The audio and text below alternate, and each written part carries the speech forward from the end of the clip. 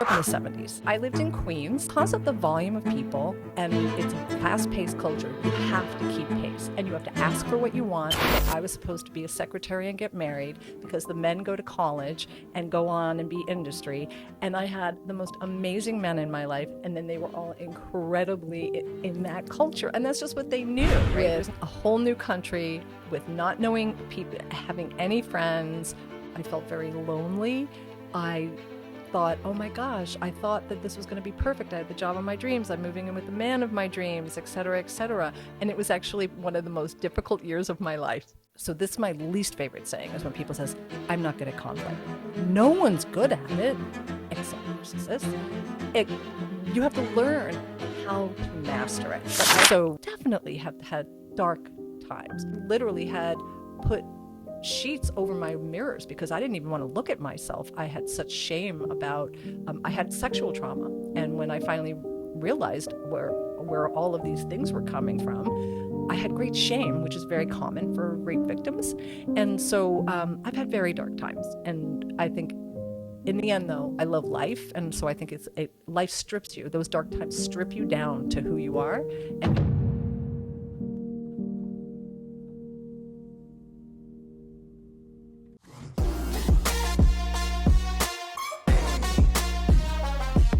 welcome to today's episode of Survive to Thrive. Joining us is Lynn Ferrari. Lived most of her life in New York as a human resources expert with over 30 years of experience. Lynn is the founder and CEO of Talent Tools Transformation, a consulting firm helping companies like Amazon and Starbucks improve their talent, culture, and engagement. She holds a Global Professional in Human Resources Certificate, GPHR, and has completed executive education at MIT Sloan School of Management. Today, we'll talk about her career journey, leadership insights, and leading with compassion. I am very fortunate to call her my friend. Welcome, Lynn.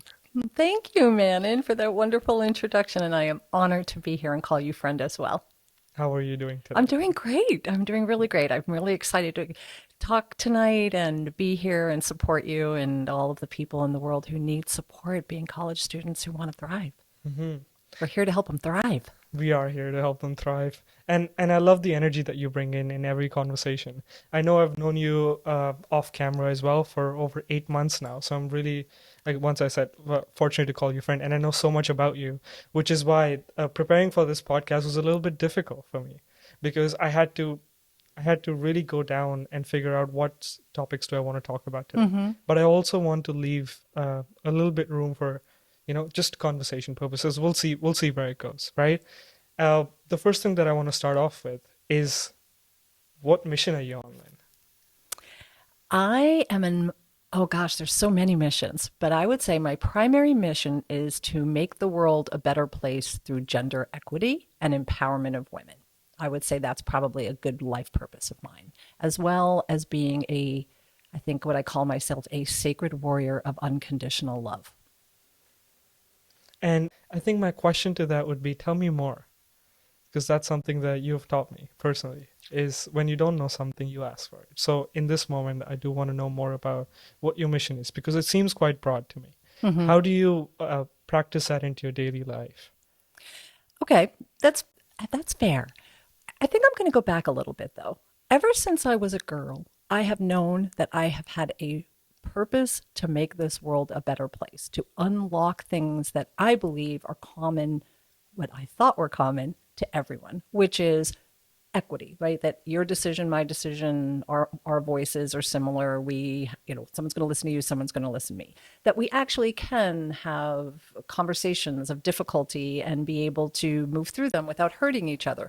I believe that birds can dive into the sea and fish can fly. Like, I believe in the unseen and everything that we can do.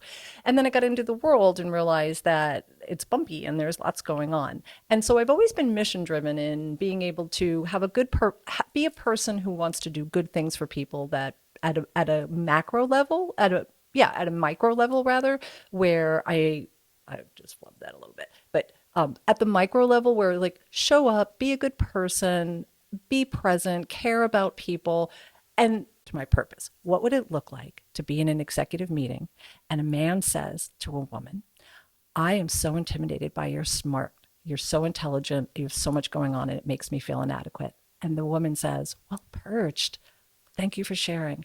Let's move on to the content. So the purpose is around opening people's eyes and understanding that they can use their bodies, their minds, their voices, and bring the full inheritance of their being, as David White, the poet, likes to say, to be able to speak with one another, acknowledging our humanness, acknowledging that we are bumpy and messy and we're going to feel fight and flight, and that we can acknowledge that now and move forward because we are human beings. We're not animals who just go with their fight or go with their flight. We actually can discern. So I know it is a broad topic and it is a broad purpose, but I would say if I micro it back down, it's that my life is the purpose and the mission of my life is to make the world a better place through equitable conversations and nonviolent conflict, verbal and physical.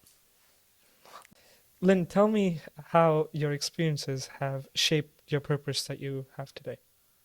Well, first of all of our life experiences shape the way we are, as well as the family that we were born into, the community, right? As I like to tell people, I am an Italian New Yorker. And so that very much shapes the way I look at things. And I have had an immense sense of justice and equity since I was a kid. If I saw someone getting hurt, if I saw an animal being mistreated, it hit me viscerally that that is absolutely against the law of nature and in my world against God. So the journey has been that I've seen a lot of people, I've seen misogyny, I've seen patriarchy, I've seen physical abuse, I've seen domestic abuse throughout family, throughout my own situations in life. I've seen people get hurt. I've seen people get ideas stolen, like lots and lots of bad stuff. And whether it's been in the workplace or whether it's been in education or whether it's been in school, raising my children, seeing that fundamentally we all really do want things to be better, but we just don't know how. We also hadn't necessarily been taught to, which is like a very different thing. So I would say my experience growing up as a daughter of a blue collar construction worker, where I was told that I was supposed to be a secretary and get married because the men go to college and go on and be industry. And I had the most amazing men in my life. And then they were all incredibly in that culture. And that's just what they knew, right? There was nothing, they weren't bad people. So that very much informed that when I grow up, I'm going to do that.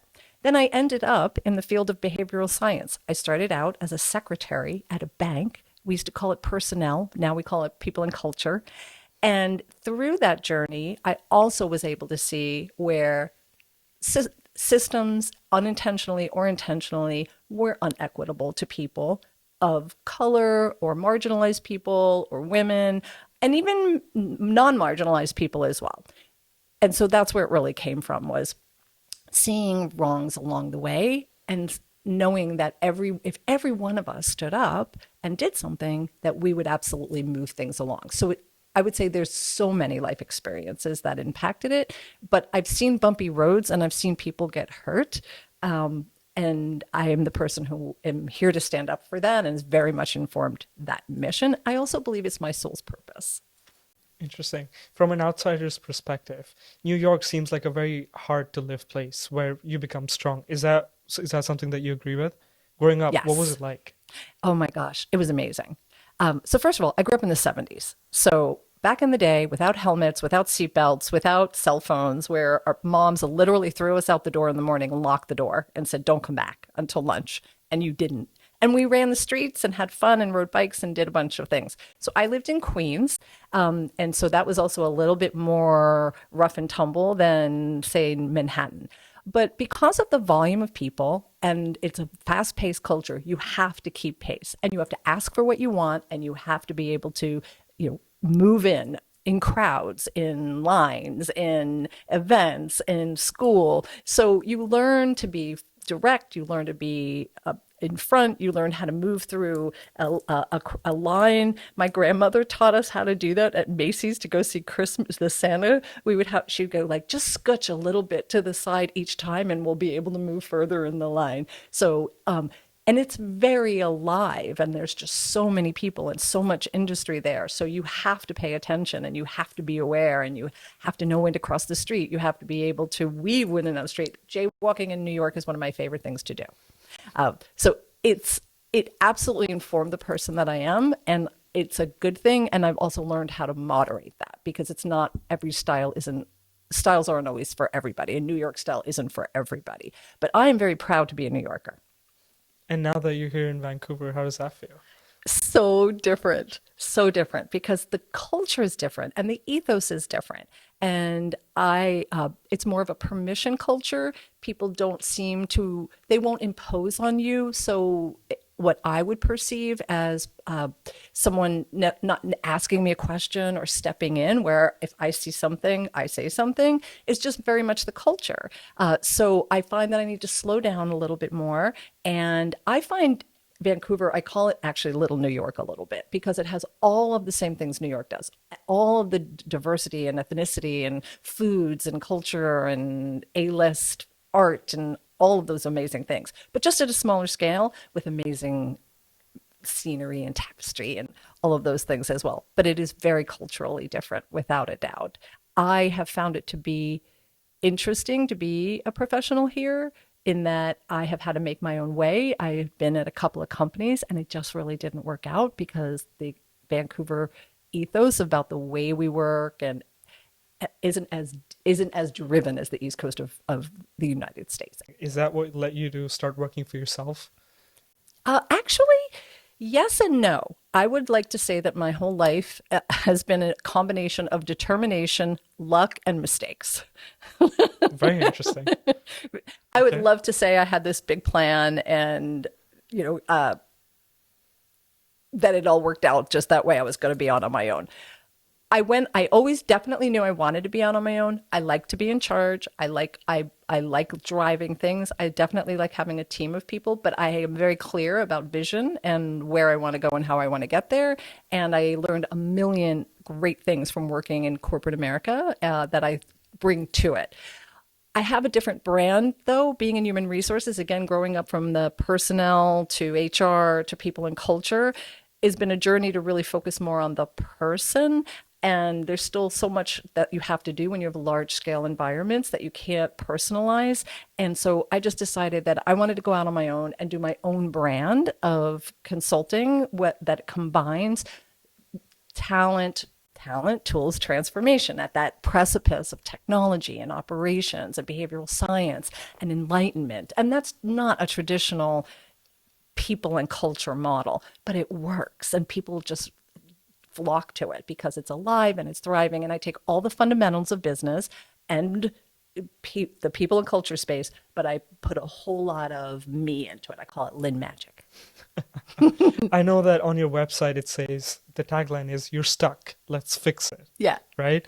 And I wonder, working with all these executives that you have, I wonder, why are they stuck, and how do you fix it? Very astute question. Okay, you're stuck if you're repeating the same problems over and over without any different solution. I think it was Freud that said that was the definition of insanity, right? So if you're stuck, you're trying to draw, let's just talk about the business side of it. If you're stuck, you're not getting where you want to go with your numbers or people behavior or marketing or any of those categories. So, but my work is really around more of the behavior. So you're repeating same patterns and you're getting stuck because you're not getting different outcomes. Okay, so how do we fix it? Well, that's a very complex answer, but I'm going to give you a really simple one too.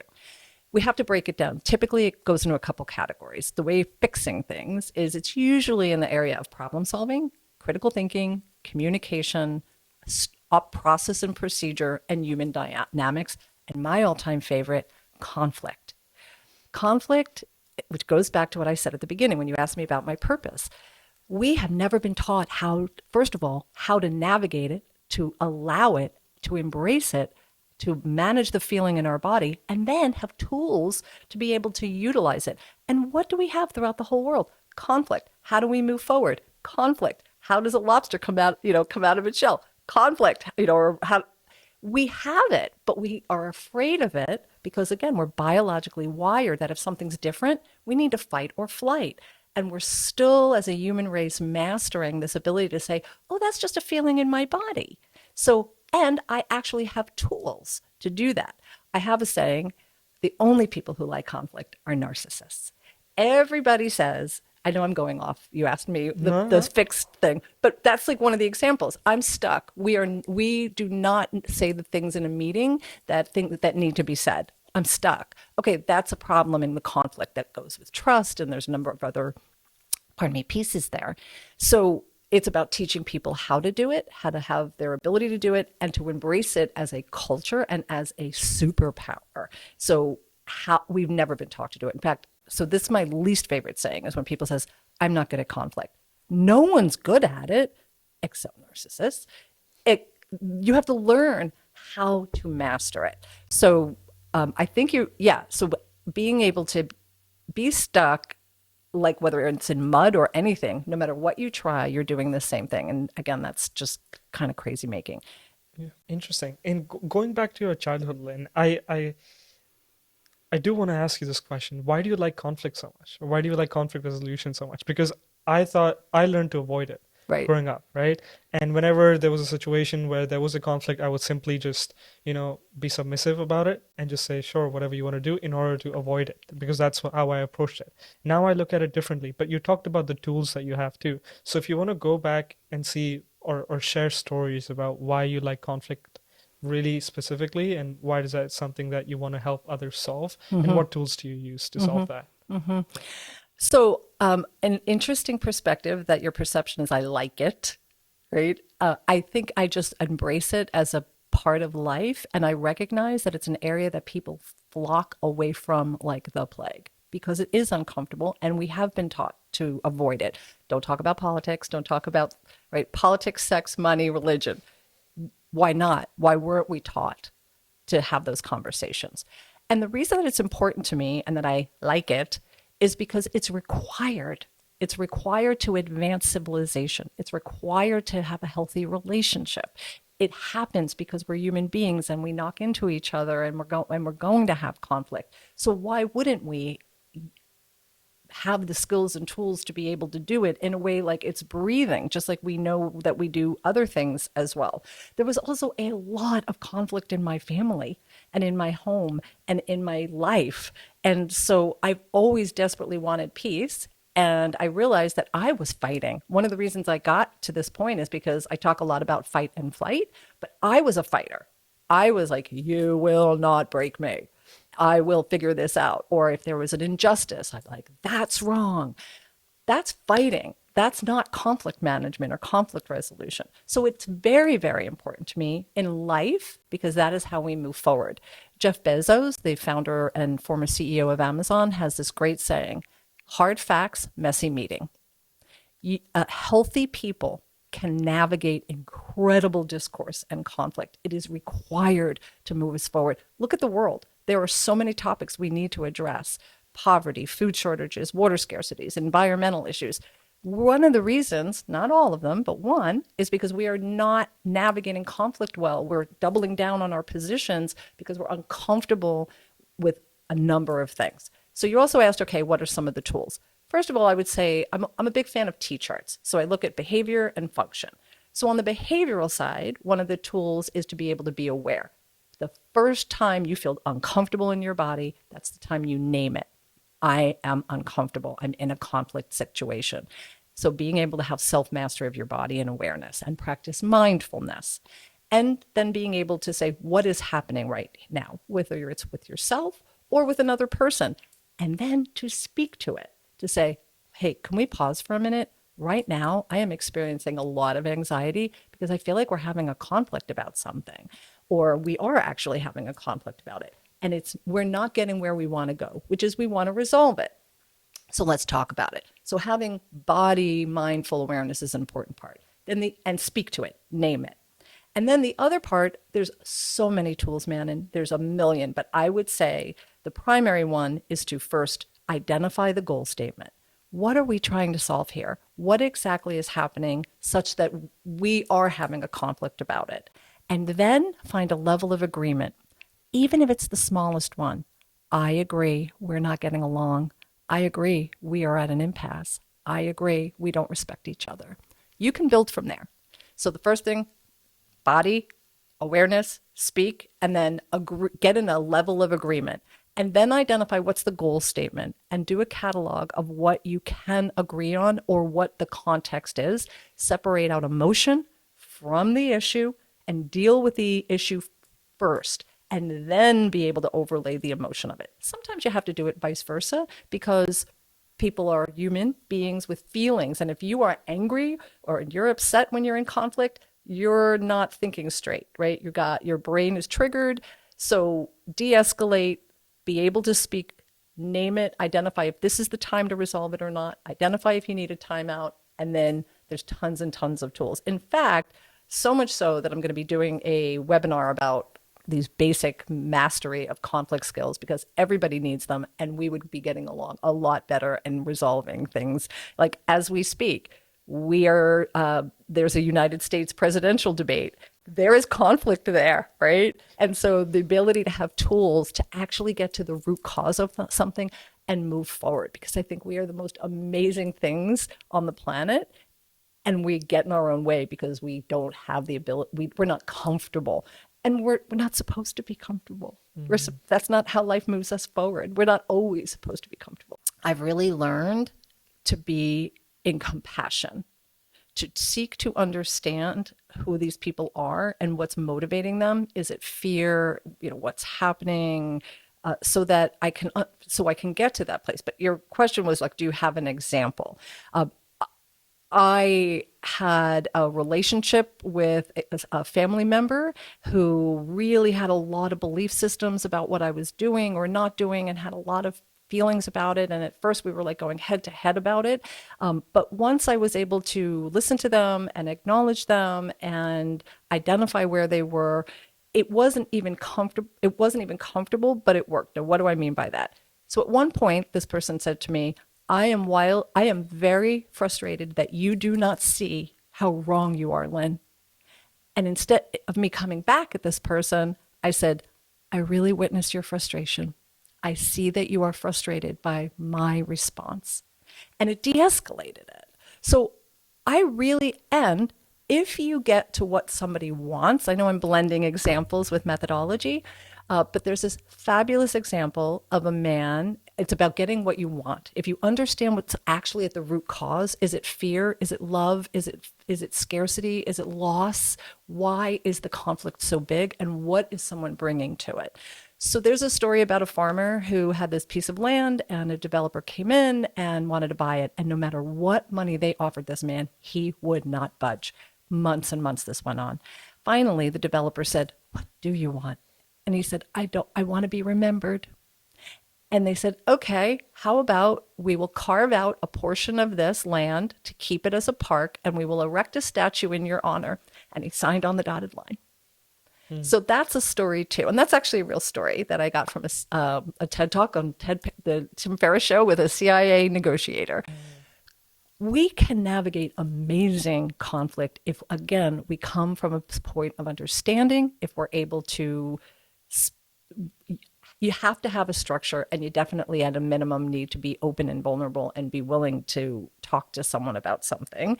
And I know I'm talking about a lot of different things because there's so much to it. Interesting.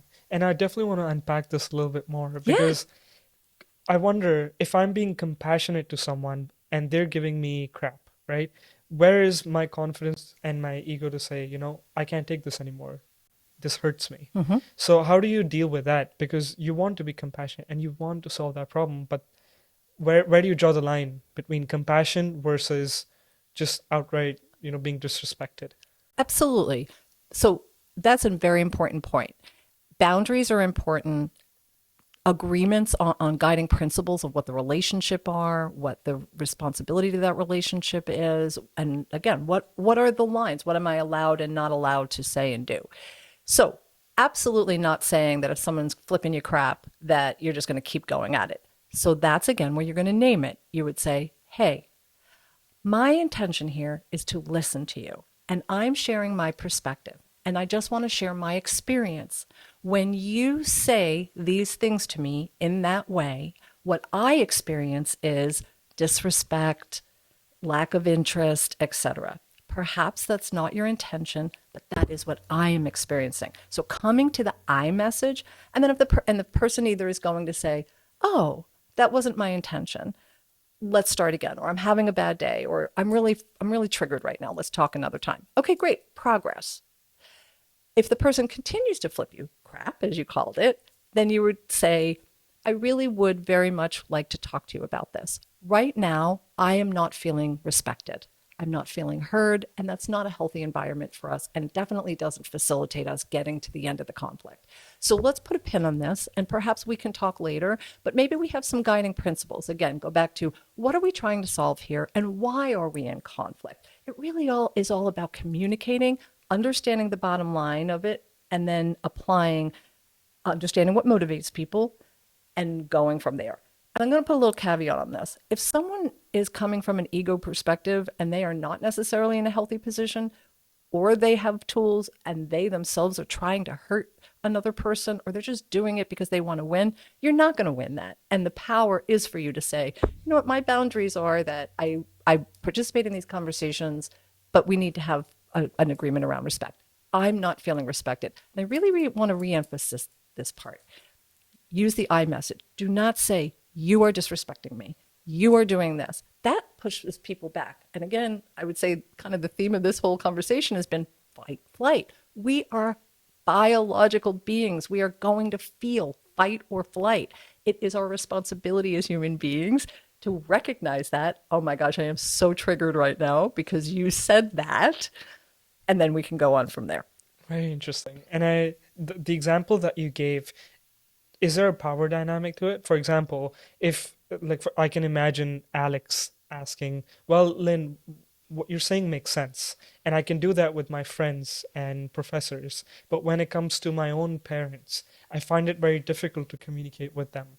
And when I try to use this framework, for some reason, they just don't understand. So how do I make them understand what my point is, and how do I listen to what they might be saying? Because again, my ego might be coming in to say, well, I don't want to listen to them." So well, I know it's a pretty broad question. Yeah, I think I always kind of boil it down to the structure. You still have a dynamic where they're not recognizing the issue. And so there's an agreement that we are not on the same page. From there, I think, first of all, parent dynamics are so unique and interesting. I don't have an answer for that other than I think there is a way to speak and communicate and at least share and be able to move forward to the extent that you can. I think parental relationships are just so difficult. So I think I would have to think a little bit more about some of the parent one. Take your time. And what about an employee and a boss? What does that look like? So you named the power distance, and that is a real behavioral science model, which is the bigger the distance from the person who's the entry level to the person who's the CEO is called the power distance. And so there is assumptions that are being made both directions. And so even though a CEO may say, "Oh, the door's open, you can always come in," I'm pretty sure the intern's not going to walk in. Now, you probably would. And I would, but that's because we're different. I'm a New Yorker, and you're a very clear entrepreneur about, I'm going to, talk to people, and you're not afraid. But so the power distance does exist. So the reason I'm pausing is there's just so much, there's so many pieces to it. The first thing I would say in an employee situation is if it's with your manager, to work with them directly, to speak to those things. Usually if you're in a company, there's a manual, there's a handbook, there might be a protocol on conflict management, there might be rules of engagement. In many companies, they do have, here's how we speak to each other, here's how we do these things. So I would always say, use whatever tools are available to you. Hey, we have a value in this company of respect. It's one of our core values. It's downstairs on the line. This is really uncomfortable for me, and I'm actually really nervous, manager, because you're my manager and you have a lot of authority over my life and my work here. I do, however, feel very committed to being honest, to having a healthy relationship with yourself, and being respectful with myself. So I want to share with you, as uncomfortable and nervous as I am, that I'm really having a hard time with X. And I'd like to talk to you about it and see how we can move that along. So if you hear what I've been saying along the way, it's about self-awareness, naming what's happening, identifying the what. I'm feeling disrespected, I'm feeling avoided, I'm feeling undervalued. And then looking at the ecosystem you're in, whatever that environment is, like when in Rome, right? Do it. So be able to use those resources and be able to then have the courage to be able to bring it up. If you need help, usually there's an HR department or there might be other people as well that can help you. But I firmly believe everybody should give everyone the chance to manage something directly. You should always talk to someone directly. I really don't like it when people go directly to HR. And in fact, I don't tolerate it. When people come to me and say, my manager, blah, blah, blah. And I would say, great, did you talk to them? No, I'm afraid of them. Okay, great, we'll go in there together. Right? Interesting. That's usually one of the roles of human resources, to be able to do that. Now, hopefully you've developed some kind of relationship with them so that it is a little easier. But one of the other key pieces under all of this, which is a really interesting, like I love the whole flow of mission, purpose, into conflict, like straight into it, it is the underbelly of trust. It's very difficult to manage conflict well when you don't have a level of trust. When a team, a family, a relationship, friends trust one another, when we have conflict, these models I'm talking about are still equally as uncomfortable, right? You and I had conversation. I had to talk to you about something that I was uncomfortable with. And I said, and what did I do? I said, man, and this is very uncomfortable for me, but I'm invested in your development and growth, so I want to be able to give you some feedback. And I used the model. I had trust with you. But if you don't have the trust, you absolutely have to assess your risk, assess the person, what's their communication style, what motivates them, what demotivates them, and for sure you want to go with what motivates them. If someone is motivated, you may be familiar with the love languages. So I always apply those to work too. If somebody's motivated by words of appreciation, go there. If somebody is motivated by quality time, go there. In terms of the entry, you want an entry into these conversations. So that's why humanity is so complex, because there's so many things to think about. You might have already answered this question, but I just want to ask again. How do you build that trust? Is that through taking that first step of figuring out what motivates them? Or is there other steps that you have to do in order to build trust? Great question. So there are two types of trust: behavioral trust and functional trust. Think of you were talking about parents also earlier. I am a parent. You're my child. I tell you to do the dishes, you do them. I trust you. You do your home. I tell you to do your homework. I trust you. Right? Okay, great. We go to an office. I give you an assignment. I give it to you. You do it on time. I begin to trust you over and over and over. That's functional trust. Behavioral trust is keeping your word, keeping agreements, having someone's back, being honest, telling when you made a mistake, admitting you made a mistake, being accountable. So every time you do that, you are building trust. So I actually have an article on my LinkedIn page called "I Hope You Make Mistakes," and that is another way to build trust. Is if you have an environment where you actually have people who are willing and supportive of you growing, and you can trust that. So my very, very first executive job was at Washington Mutual. I had just gotten promoted to this big first vice president. It was a big level, and my manager. Did you get that corner office? I didn't get the corner office. We had cubes still. But I had an incredible manager who's still a mentor of mine, David Alexander, and he said to me, when I said, so, okay, tell me what to do, and how do I get there, and what do I do? And he said, I hope you make mistakes. And so I thought, yeah, sure. And then, of course, I made a big one, like a seriously big one, probably within the first 2 months of my working there. I revealed to another executive that another executive was going to be let go. And he didn't know it. I thought that he had already known. So lesson number one, never, like, when in doubt, leave it out. And the man is standing there in front of me, and it's very clear that he did not know that this person was leaving, and I am hozoling. So again, honesty, accountability, integrity, character, all matter in these situations. So I go to David and I say, hey, guess what? Remember when you said, I hope you make mistakes? I did. It was a big one. And you know what he said to me? Okay, what was it? What'd you do? How'd you handle it? What'd you learn?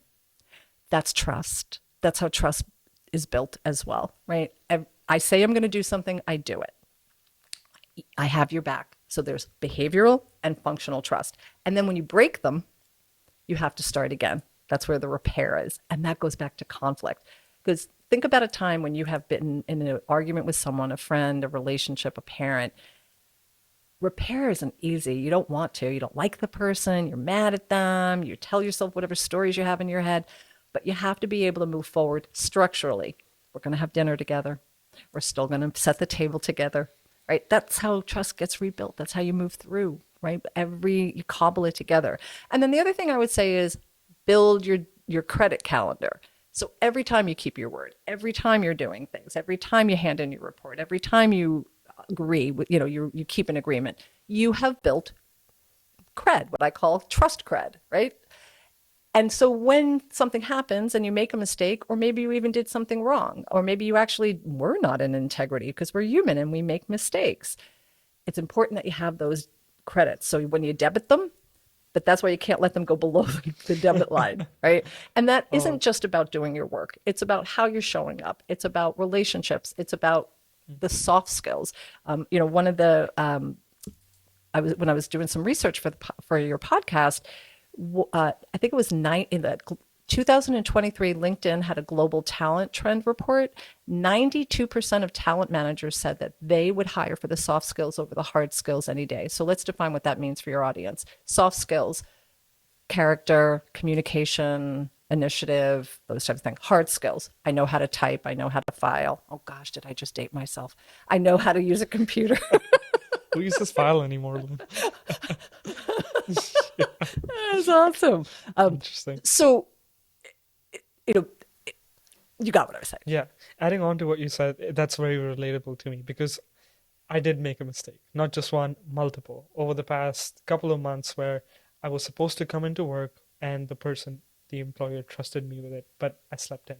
It could be XYZ issues. But fortunately, I had that credit built up.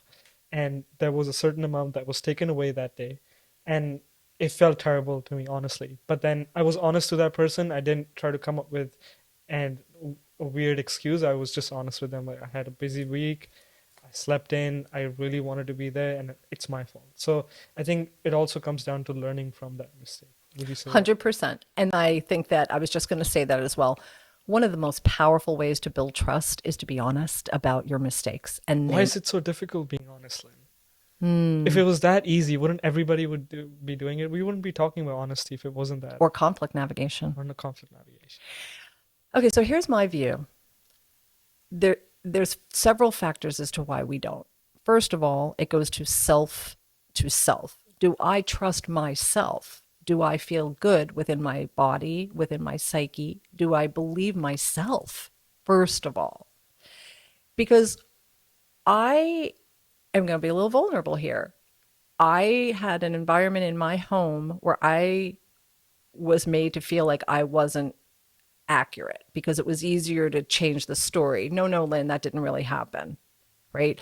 So I got the belief that I was not telling the truth then. Obviously, I have people that I love and trust, and they're telling me, that's not true. That didn't happen. You didn't see that. So I was like, well, I guess I'm a liar. And so when I go out into the world, my ability to be honest is impacted by the story I have in my head that I had been told that I wasn't being honest because they were manipulating the story.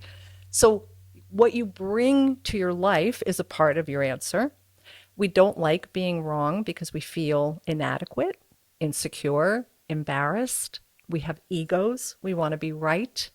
So it's hard for people to be honest because we then perceive that we will then be perceived differently as lesser, less value, not important. We'll get fired. You will break up with me if I'm in a relationship. We believe that the honesty is actually going to get us in trouble when it's all the stuff we do, as my dad would say, the machinations that we do behind the scenes. It's vulnerable. It's exposing to be honest. It takes courage. Sometimes you even want to vomit. I literally have said sometimes with every fiber of my being, I want to throw up right now because I'm going to tell you the truth, right?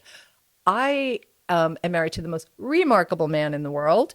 And just 2 months ago, I actually had to say to him, I have to tell you something that I haven't said to you before. And it's not that I hid it, but I just hadn't really thought about it. And I know we have an agreement that we can tell each other anything. It was so difficult for me. And I have trust and credibility, and we have all of these tools. So I think it's about just that inner strength to know that you are credible. I healed. I know I'm not a liar. I'm actually incredible. One of the reasons that they did that was because I am a truth teller and they did not want to hear the truth. Now, I also want to go on record that I do have a wonderful family, and I ended up healing and growing with my parents, and it's good. I absolutely want to make sure I'm reflecting them for the amazing people that they are also. But it was tumultuous. I think I grew up in a very tumultuous time in a very tumultuous family. But that being said, it's exposure. It's vulnerable to show I'm not perfect. And we also, and definitely in the United States, have a whole big thing about being perfect. This whole, what I call this Star Spangled Banner awesome. We cannot admit that we are not great, that we made mistakes individually, collectively. And it's an admission. It's an admission that I'm a human being who's actually just the same as you. And if there's position, money, equity, power, politics involved, they're afraid to tell the truth. So that's my opinion. I know there's tons of studies on this. Again, there's so much I want to unpack on this because you've basically hit the nail on the head when it comes to honesty, right? I mean, I tell white lies to myself sometimes too, and I've been on that journey of why am I doing this? Like, what am I getting out of telling lies to myself? So the first question is going to be, what has your healing journey been like when it comes to being honest and the story that you tell yourself? We all tell stories to ourselves, right? So how did you get past that initial story of I am a liar?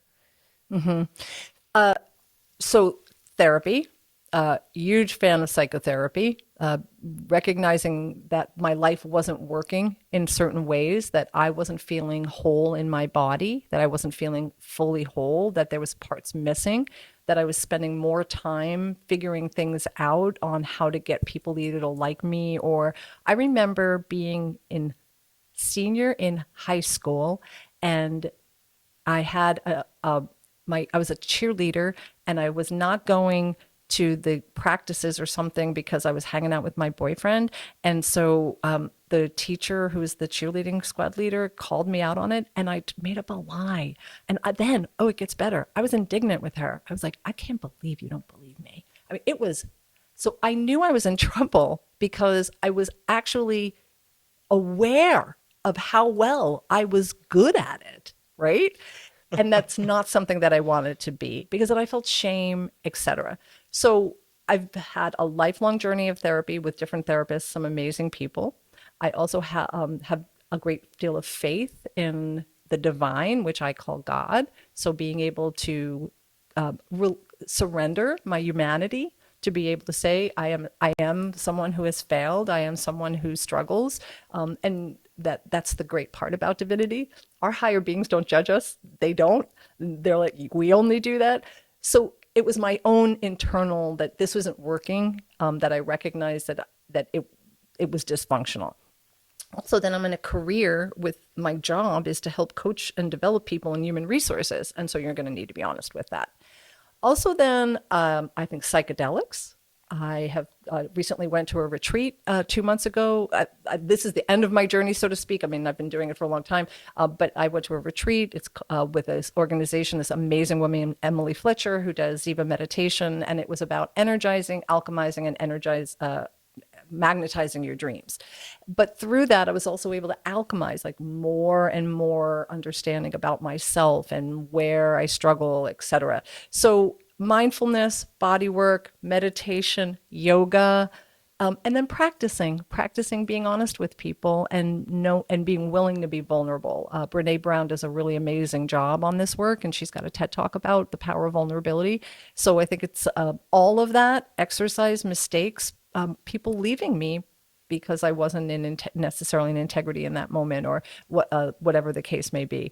But it's interesting, actually. This is almost a little therapy session being here, because we went back to the beginning. You asked me what my purpose was, and I said, I want to make the world a better place. I want there to be equity. I want there to be social justice. I want people, and the lifeblood of that is being able to have, navigate conflict well and be honest. And so I think there was always that underbelly for me of how can I expect that people are going to do this if I myself am not modeling impeccable character, an impeccable, like to have an impeccable character.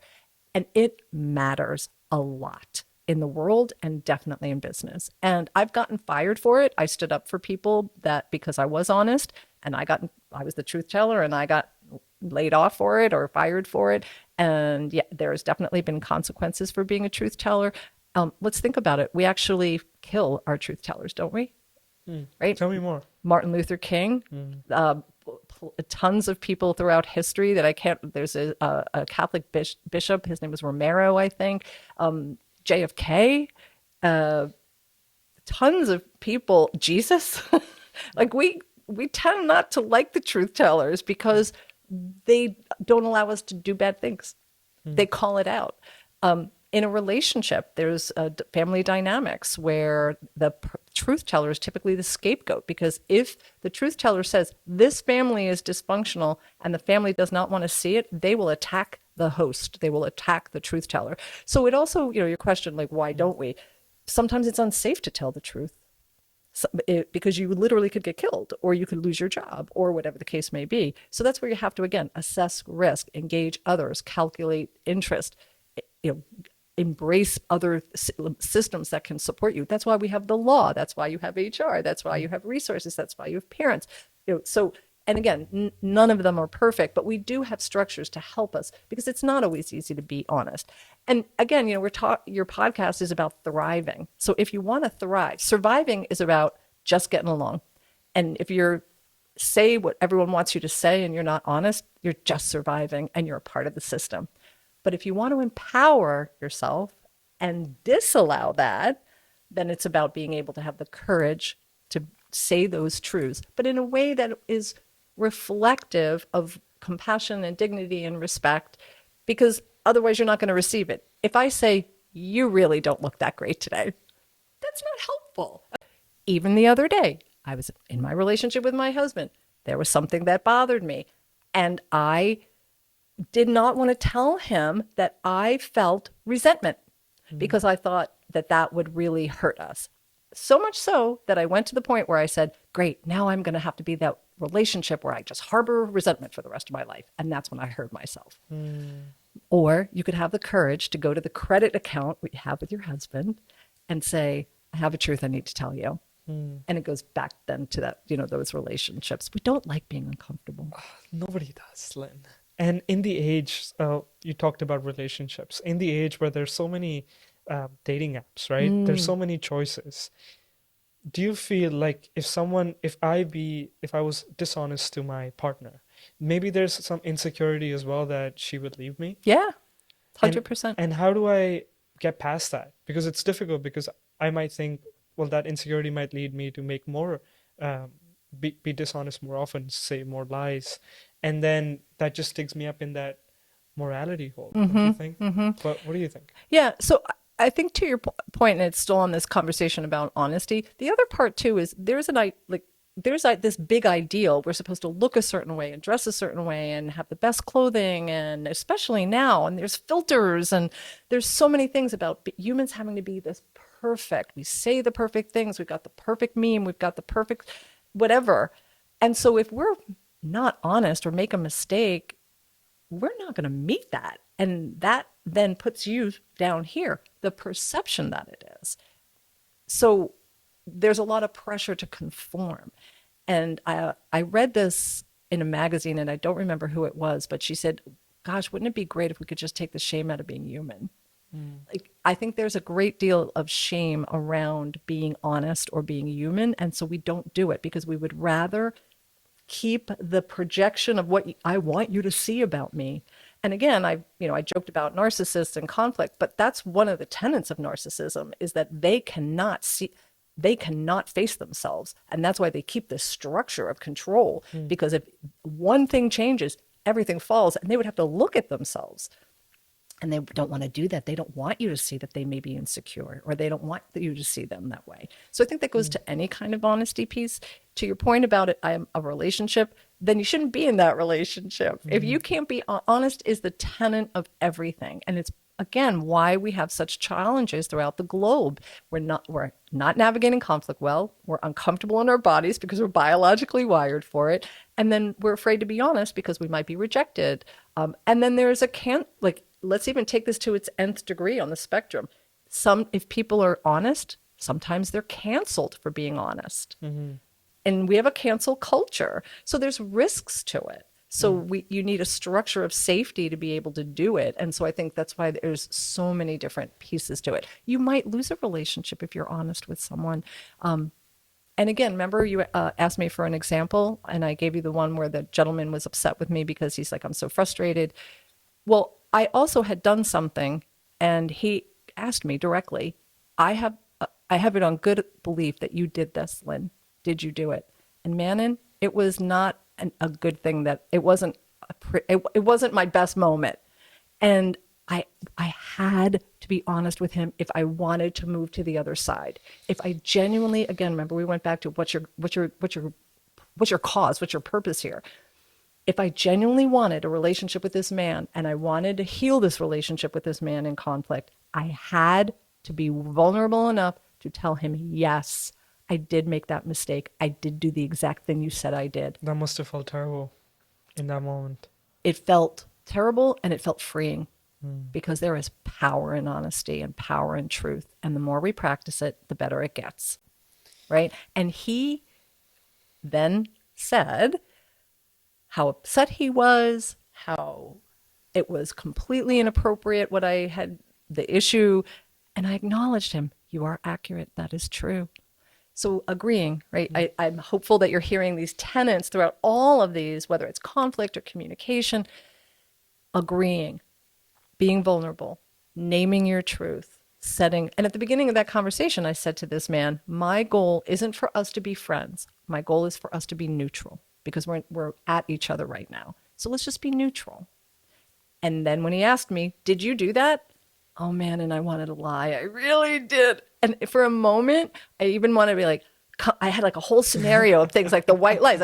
I could say this. And I thought, or you could tell him the truth if you really want your goal, which is you wanted to move through with him and you wanted to see him to see you as an authentic woman of character. Wow. Who's just a human who makes mistakes. We need to forgive each other for for making mistakes. And we don't tend to do that. We hold grudges. We hold it on a plate. Look at the 50 things. I have all of these reasons. But the thing is, Lynn, that hurts us. The holding that grudges part, right? I was volunteering for this company who were very generous to have me there in the first place.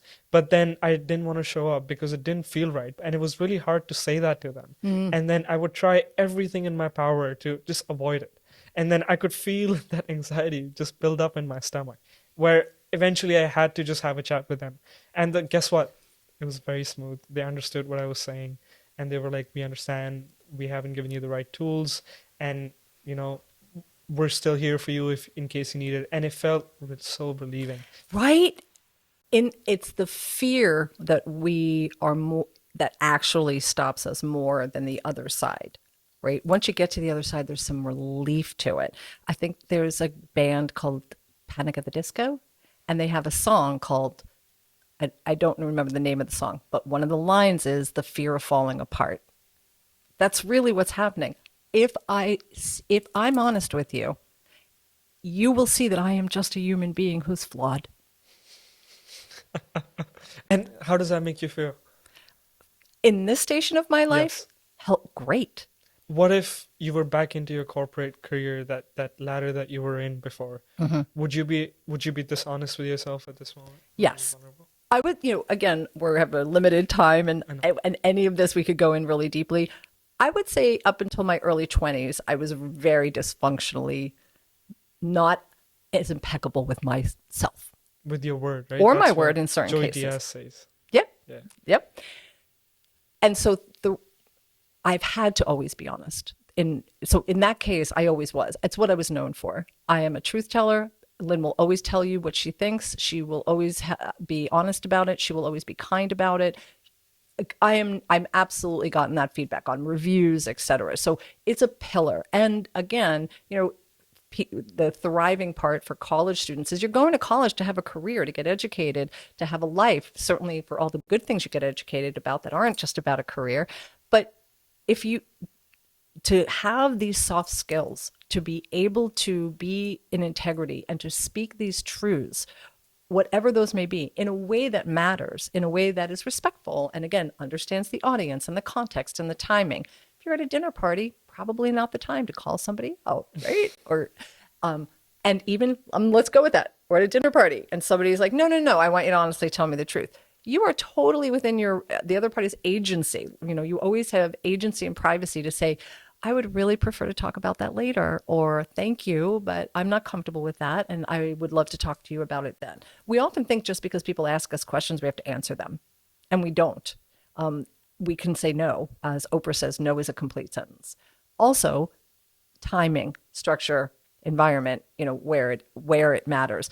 But I'm really glad you went this direction, Manon, because I don't think we teach this in school. I certainly didn't learn it in school. No one actually taught it to me that much until later in my corporate career.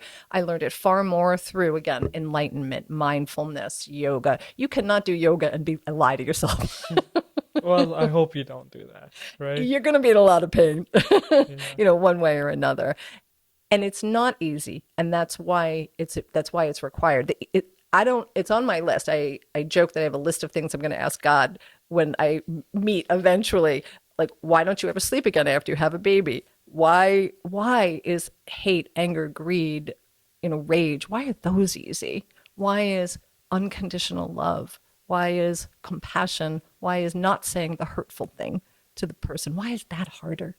Because our ego?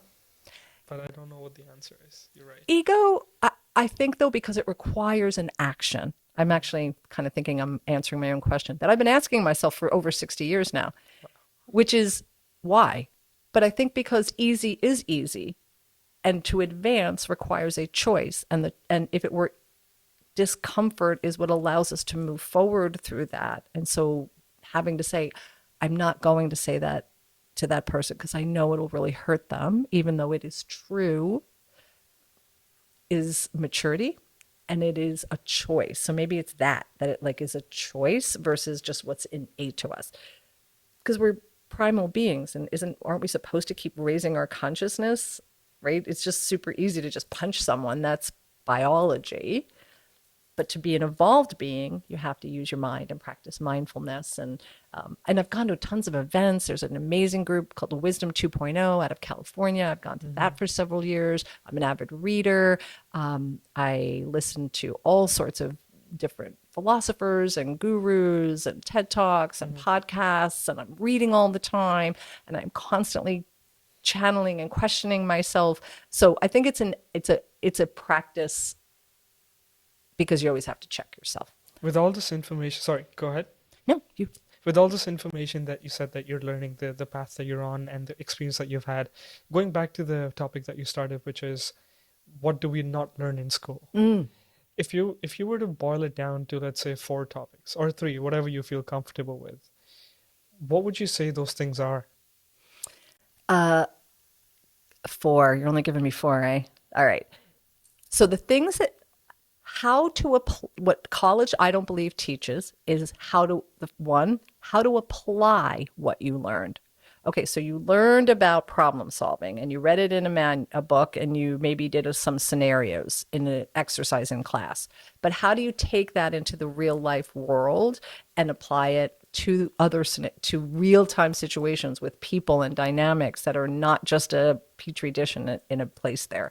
So that we do not teach that. We do not teach emotional intelligence. That is a very critical Sorry, going back to your first point, how do you teach that then? Like playing the devil's advocate. Someone might ask you, well, they need to know the theory before they can actually apply it. Or do you think it's the other way around, that they apply it and they learn? I think it can go both ways. I think that you do need to apply it, but that's not been my experience in school, is that they talk about theory. Like even in law school, I didn't go to law school, but I know people who did. And they talk about cases and they talk about pieces of it, but they're not in the courtroom. They're not actually looking about, okay, did you see that when they said that, they did that? And maybe that does happen in law school, but just for me, indulge me the example. So I think it's about actually doing that. The other part is about we live in an age of technology. There are videos everywhere. There's TED Talks, there's YouTube, there's all sorts of stuff. You know better than I do, since I said something boomerish just 5 minutes ago, right? I don't even remember what it The was. file. I said filing. That's right. So being able to, one, vice versa, to have your university bring people in and give examples and have scenarios, mentoring, getting into mentor programs, having people, and I know we follow people online, reading about it. So being able to understand, though, how to apply these skills. The second one is emotional intelligence. We do not teach that, and it is critical. What do I even mean by that? The ability to manage your body, your emotions, to understand when you're feeling anger, when you're feeling rage, the ability to understand compassion and empathy, management of your emotions, regulating your ability when you feel angry, what to say in a certain situation, what's required, how to hold a room. We do not teach the emotional intelligence part. Critical thinking is a really key one as well. How do you think down? How do you break down a problem? Not a math problem, but a business problem or a people problem. How do you do that? We don't teach that. Communicating, and I don't just mean the language, but the art of communicating. How, when, where, how to be specific. So one of my favorite things, examples on communication is, at least in the States, we learned this adverb model. Adverbs answer the question who, what, why, where, and how, when, and how. I use that with my clients. Never leave a conversation unless you know who's involved, what needs to happen, by when, how, and what's the what. Because there's so many loose ends, and people always are like, I told them to do that. One of my favorite sayings is, the problem with communication is people think it happened. So mastering communication, not the language, but the ability to influence another people with your words, with your writing, with your verbal and nonverbal skills. I think those were 3. Four. Those were 4. Okay. That's right. So I really like the third and the fourth one as well. So the third one that you talked about, Communication. right? Critical thinking piece, right? Yep. Again, playing the devil's advocate here. We have ChatGPT. Why do we need to critical think, Lynn? We can literally post a screenshot and then ask it to analyze something for us. What do you think about that? It's a very important topic, and I talk about this with my clients. One of the reasons I'm comfortable using ChatGPT is because I have learned how to critically think. So when it gives me information, not only do I absolutely know how to identify if it's true or not, because I've learned how to do it. So I feel like I have the privilege of using it because I learned how to do it. Versus what you're saying, which is, hey, just do it, and there's the answer. So your question is, why is that a problem? Then you, first of all, Because a lot of students use it, so I'm just looking at it from that perspective. and it's a great tool, but then you're not really learning anything. You're not learning how to break apart we're human beings, and you're going to go to work in an environment where people are going to ask you to break down stuff. You can't just give them a ChatGPT solution. You're going to have to know how to apply it. So let's even just go with that. ChatGPT gave me this awesome solution. You are still going to have to apply it, implement it, navigate people, influence others, break down barriers, understand dynamics. If you do not know how to critically think, you cannot do that. So it also means the second part of it is that ChatGPT is the example here. We then are beholden to an entity to run the world and to run decision making, because we're abdicating it to someone else. We're saying, I don't need how to figure it out. And you know what? Somebody actually did say that to me on an interview question recently. I asked them about their problem solving modality, and they said that they used Google. And I said, okay, that's a tool. So how do you problem solve?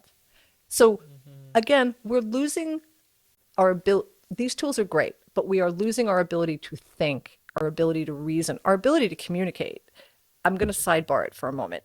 It breaks my heart when I pass a bus stop and every single person is just looking down on their phone, especially with school kids. They'll be standing at the school bus stop looking down at their phones.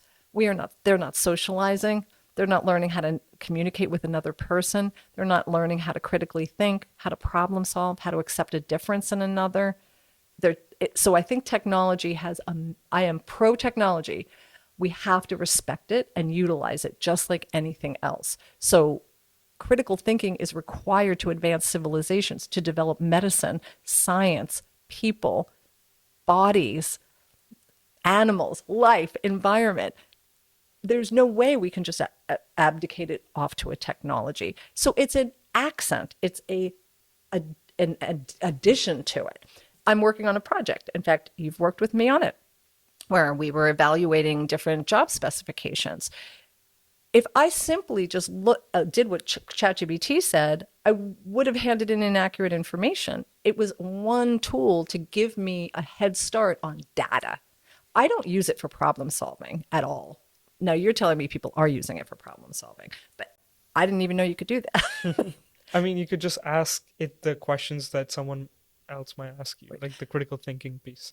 Then I guess we become human who are functioning without actually thinking and being and doing. The great ideas of our time did not come from a computer.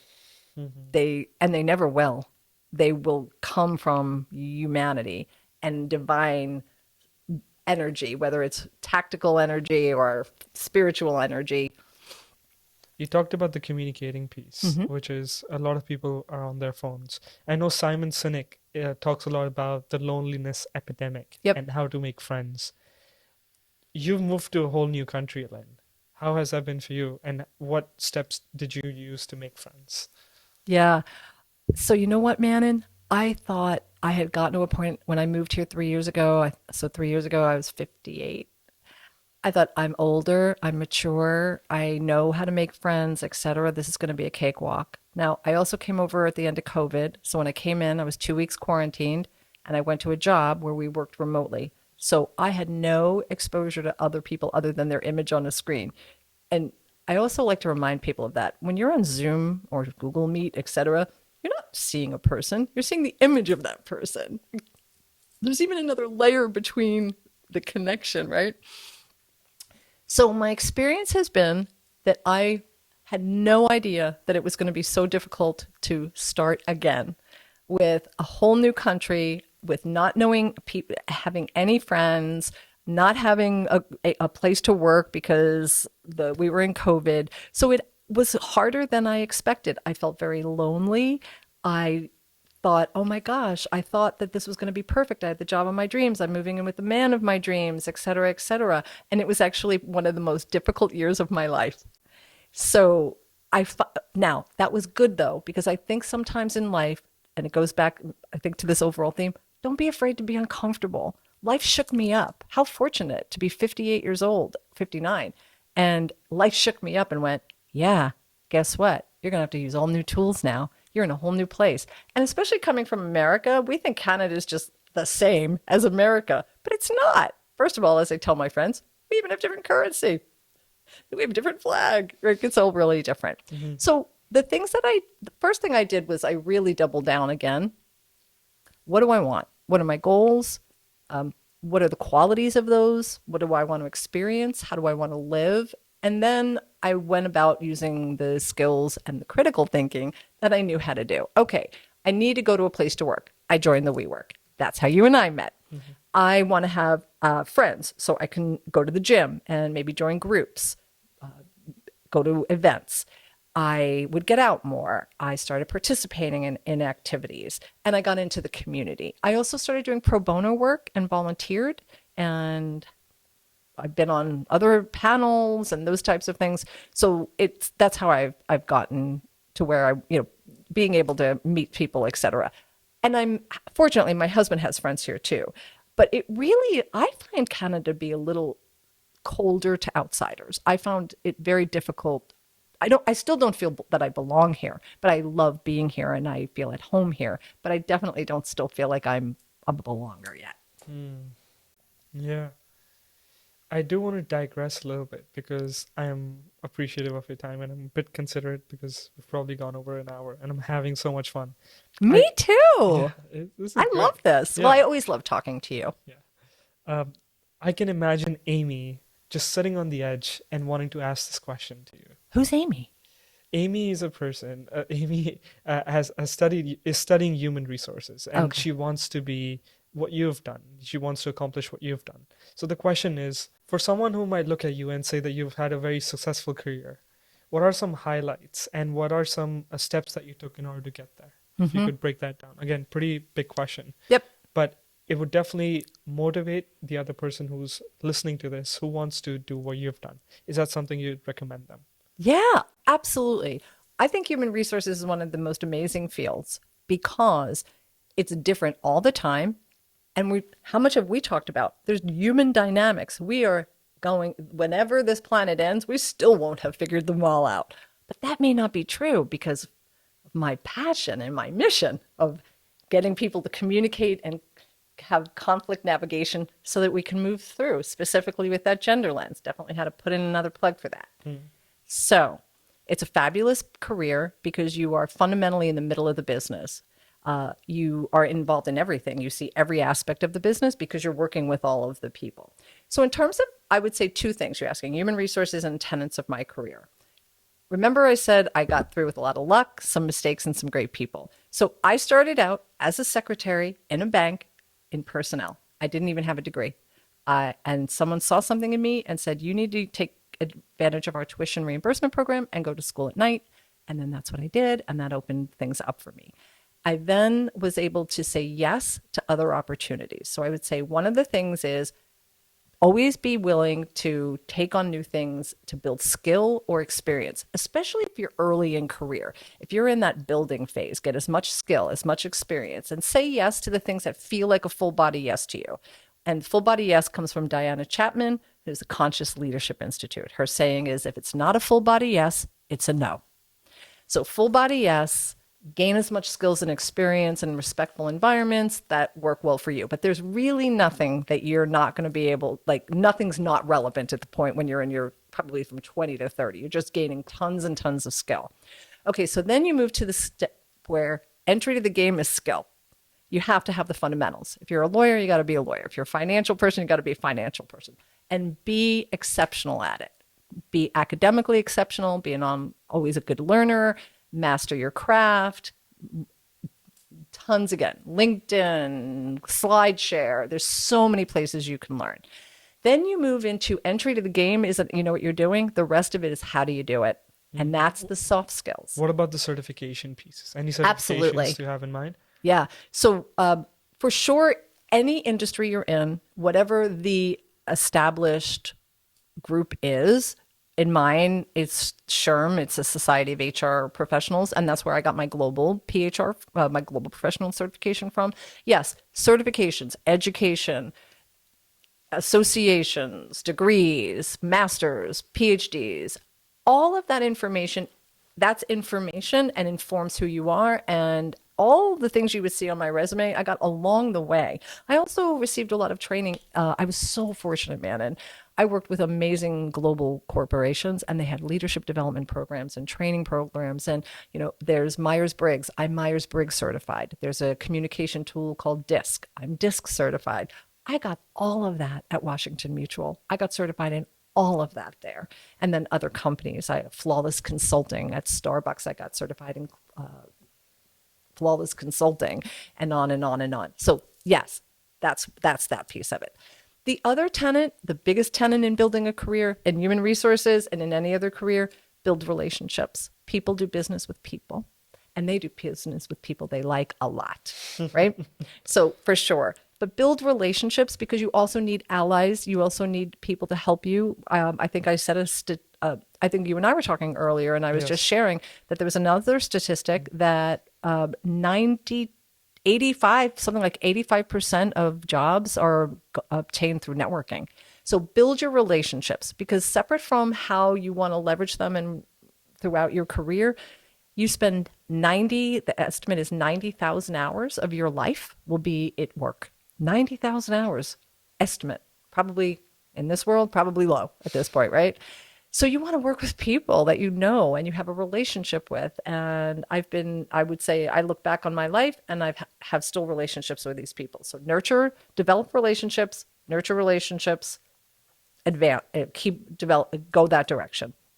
The other thing in human resources is to not be afraid to try different things. As your friend Amy specifically, you can get into recruiting. You could start as a generalist. You can go into organizational effectiveness. If you're numbers oriented, you can go into comp and ben.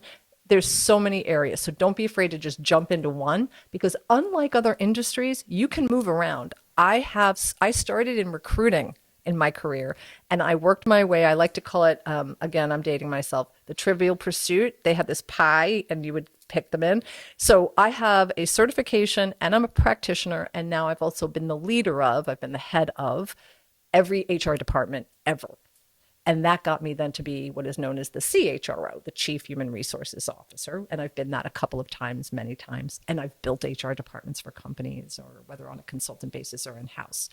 So don't be afraid to go into different areas, because you can move around and learn, and especially in recruiting and especially in HR. So I would say those are pieces there. The other thing I would say in a career is know when to say yes and know the art of saying no.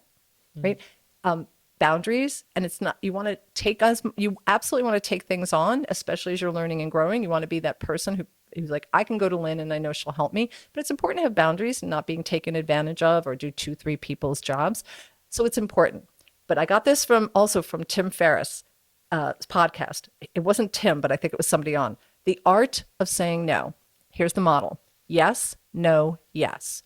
So ask me something you know that I'm not going to say yes to. Would you like to go to India tomorrow? Manon, that sounds so exciting. Thank you for inviting me. Yes. Unfortunately, my schedule does not allow for that. But can we talk about going another time, or can I support you when you're going? Yes, no, yes. Oh my gosh, I'm so excited about going. Unfortunately, I cannot go. But what can I do for you? Mm-hmm. Another example would be, can you help me with this by the end of the day? I would love to help you. Unfortunately, my calendar doesn't allow for that, and my kids are waiting for me at home. But can you wait till tomorrow? Or I think there's, another person who might be able to help you. Or, what does that look like? Another one of my favorite ones is, it did come from Tim, because he had said, people say, can you come? Can you be on my podcast? Can you write an article? And so he'd be like, I would love to help you. Unfortunately, I'm not able to do that, but I'm going to give you a shout out on my podcast. Yes, no, yes. And sometimes a no is okay too. But they're strategic, just like you don't always say no to your kids all the time. You use your no's strategically, but it's really important to also know when you're not. My father-in-law told me a long time ago, when I moved to Seattle in 1991, to say yes, to always be willing to try things, because you can always find somebody who can help you. And to that, I have a funny story. So I was told that if I wanted to be the head of HR, I really needed to do this rotation through compensation and benefits. And I really don't like numbers.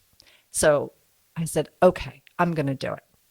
And I tell the woman, and it was even a promotion. This is how much the company was awesome. They valued my ability and my skill, and they didn't say lateral move. I even got a promotion. So I was the VP of compensation and benefits. Big job. So I tell the woman on my interview, I don't know how to do Excel spreadsheets. And she said, that's okay. We'll teach you. Well, back in the day, I also had an admin, and his name was Gary. And Gary would do these Excel spreadsheets for me. I never learned how to do the Excel spreadsheet. I went through that company, and I would buy Gary lunch. I would get him gift certificates no matter where I went. I paid Gary to do an Excel spreadsheet. I never did it. But it goes to my father-in-law's point.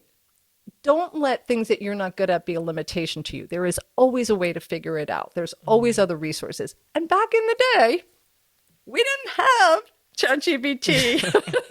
And we didn't have YouTube. Right. We had none of that. We had to go to the library, and we had to figure it out in the card catalog. I'm kidding.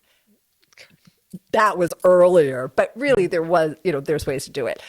And I would say the other thing that I don't know that school teach you is to be relentlessly in pursuit of curiosity and adventure, and bringing your full self to your work and your brand of who you are, right? I think you can see, and your viewers will see, I'm a very animated person. I'm very direct. I've always been that person. And then there are people that are very, very quiet, and that's fine too. But bring yourself to it, your unique voice. And then again, to your ChatGPT question and critical thinking, it doesn't pick up any of the nuance of a person. You know, you and I could critically think very differently about the same topic, but it's going to bring nuance to it. And then we come together and we, you know, do all of these things. And I actually have a quick list. Okay. I'm going to read it off. Are you ready? And then we can even post it because I prepared. All right. All right. Here's the things that you need to have a great career. Okay. Have a plan, but adjust and readjust. You can have it all, but over a lifetime, not all at one time. They're journeys. Careers are journeys, not a destination. Enjoy the view. Decide if you want to be great. If you want to be great at something, you need to be relentless about it and above all else. Be unapologetically amazing. Build and leverage relationships. Select a career you don't need a vacation from. Do something you like. If you have a job, that's a job, right? We all have had jobs. It's okay to make mistakes. Subject matter entry is the game. We covered that. Emotional intelligence is a game changer. Value and impact. Make sure you're dry. That's what they don't teach you in school either. Resiliency and adaptability. Advocacy and visibility. Advocate for yourself. Go to meetings. Sit in environments. Go to all the things that you're invited to. Go to the after hours things. Ask. Respect yourself financially. Get comfortable with discomfort and conflict. We spent a lot of time on that. The art of saying yes and no, we just covered that. Prioritize your life. It's very important. Health and wellness is very important. It's not just some foo-foo thing out there. Simon Sinek has a story about the man with the axe. Two men with the axe. One goes home for lunch every day and comes back, and the other guy doesn't go to lunch, and they chop the same amount of wood. So the guy says to him finally, month after month, what are you doing? How come I put in 9 hours and you put in 8, but at the end of the day, we both chop the same amount of wood? What are you doing? And the man said, I go home and sharpen my axe. Whether it's a mental break or you're literally sharpening your axe, make sure that you're doing that. There's another story. You know, I love my stories. There's a man who sees Monet laying on his haystack, the infamous Monet haystack. And he said, oh, lazy bones, you're not working. And he said, yes, I am. I'm working. Because he's thinking, he's processing, he's dreaming. And then he finally paints and he said, oh, I see you're working. And he goes, no, I'm dreaming. That's so interesting. Right? Take risks. Yeah. Engage. Health and wellness. Rinse, repeat, reevaluate. That's what I came up for your listeners today. What was the last one? Rinse, repeat, reevaluate. Yes. Do all of that. So what I mean, right. like, you know, in a washing machine, rinse, repeat. Okay. Yeah. Life There's so isn't much. life isn't static. Your career isn't static. I wanted to be a Broadway dancer and a justice for all social justice lawyer. And I ended up in HR because it is about the law and the jazz hands. And then I took I like that. I love to perform. So you'd be interested. What did you want to be when you grew up? What did I want to be? Yeah. I wanted to be a chef, an astronomer, and a scientist. And so now you're an entrepreneur. I guess. Those are all in there in But some I definitely ways. love cooking once in a while, and I think I'm better than Gordon Ramsay, but that's another time. Well, that's another topic. Yeah. Just joking. But yeah. And so rinse, repeat, and evaluate. This is going well. You're going to hit bumps. You're going to hit horrific bumps. You're going to get derailed. You're going to get fired sometimes. I've gotten fired. Very close. Me. I know. Wrongfully, of course. However, but it's okay to reevaluate, and it's okay. Resiliency is important because you learn a lot about it, right? We learn a lot. We learn different things through our mistakes and our challenges than we do from the other thing. Yeah. And I would put a big bow on this way. So I am at the end, if you will, of this station of my career. I have a corporate career. My firm has clients. I am focused exclusively now on executive coaching. I myself am starting a podcast and doing lots of pro bono work. So I look back, okay, what did 40 years? And I thought, I know I had hard times. I know I had bad bosses. I know there were days I wanted to throw myself in front of the bus. There was a day I wanted to throw myself in front of the bus. But honestly, Manon, I really don't remember. It's not a part of my consciousness because fundamentally I had a great time. I loved my work. I did all of these things. I brought myself to it. I was curious. I made good friends. I learned so much. To this day, I was just counseling a client yesterday on some compensation data. And I got off the phone and I said to my husband, I love knowing all of this stuff. I love that I am at a station of my life where I know so much about all these different intricacies. Right. Why? because I had experience and I learned how to critically think, right? Lynn, what you just shared, thank you for being so vulnerable with that. I'm really curious. You seem like a person who's so, outgoing, so positive. Why did you want to throw yourself under the bus?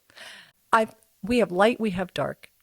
It's not a straight line in a career. It's not a straight line in a life. I have had very dark moments where I definitely thought, yeah, it's too hard. I've never felt suicidal, but I've definitely have had dark times. Times where I literally had put sheets over my mirrors because I didn't even want to look at myself. I had such shame about, I had sexual trauma. And when I finally realized where all of these things were coming from, I had great shame, which is very common for rape victims. And so I've had very dark times. And I think in the end, though, I love life. And so I think life strips you. Those dark times strip you down to who you are. And you're able to then pick up the pieces and regroup and decide that you're going to be better. And it just takes a lot of effort and courage and all of those things. But I've learned that that's just the game of life. So I'm fundamentally a happy person, and I really do believe in fundamentally good of people. I believe that life is the opportunity to make a positive difference. I believe that men and women can absolutely learn how to master our differences. Biology does not dictate who's in charge. That's a social construct that we need to navigate, right? More to follow on my More- podcast. Plug it, please. Go ahead. Well, I'm starting a podcast called Please Don't Take This Personally, which is a term that is often used in power dynamics to shut people down. But we also need to learn not to take it personally and to take action. It's about empowerment, and it's about empowering to disallow. So one of the examples I'm going to use on the podcast, but I'll reveal it here, is I'm sure everyone has always watched or knows of that show, Ted Lasso. So Hannah Waddington was the actress, and she was getting a photo shoot, and somebody asked her to show some leg. And she said, you wouldn't ask a man to do that. And if you do that again, I'm not going to do it. And so they did, and she left.